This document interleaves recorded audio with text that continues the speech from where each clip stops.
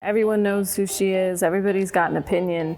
It's the exact kind of ideas that I like, which is just on the edge of how is this even possible? My name is Greta Gerwig and I'm the director of Barbie.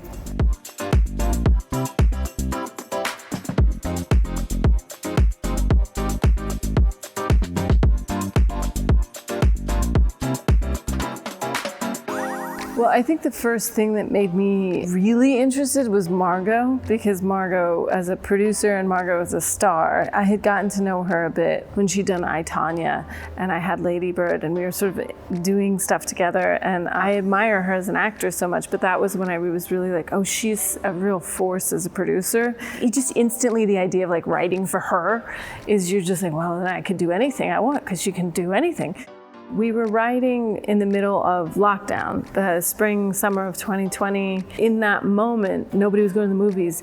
So there was this feeling of like the world that we love of movie going and being together doesn't even exist. So there was kind of created this sensation of like, let's just go for broke. Because it was so unlikely in so many ways, it sort of freed us up. And then we did get to a point where we loved the script so much, but then we thought, well, nobody's ever gonna let us make this. So then it was like, well, let's make the greatest script nobody ever makes. And then it became almost like a challenge. And then I was so invested in what we'd written and I liked it so much that then that became something to fight for.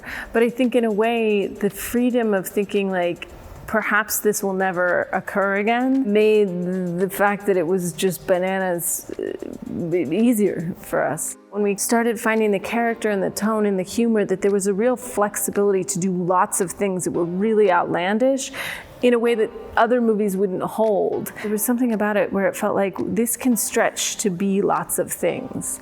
I've been a long admirer of Rodrigo Prieto. They were like, oh, he's free, he's interested, he'll read it. And I was like, oh my God. And then all of a sudden, he just got on the phone with me and he's like, I laughed the whole time. I have 2 daughters and I live in Barbie land. I would love to be part of this.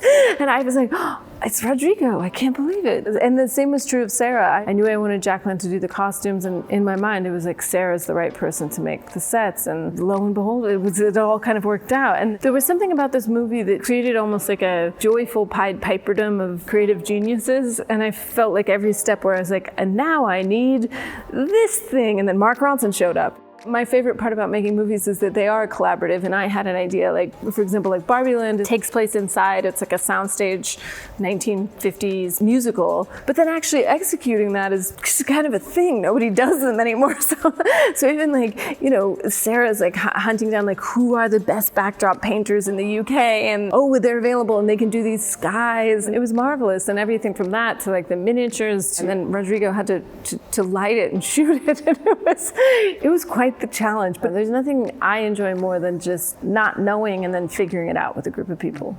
Yeah, I mean, she says in the movie, it is the best day ever, and so is tomorrow, and so is yesterday, and even Wednesdays. I mean, it really, really felt like that every day. I would say the dance scenes in particular, the first big party and the Ken dance, there's nothing more that I like than people dancing. It's my favorite thing to photograph and be part of.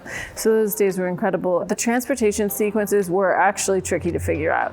The way we did it was all in camera, and we sort of have 3 planes of movement. Flowers on a treadmill, so it's like kind of creating movement, and then the mid-ground, it's like a little bit faster, and then the background, it goes very slowly. But it's like figuring out the correct math for all of that, and then setting the camera. You know, when you're in high school and you're like, when am I ever gonna use this math?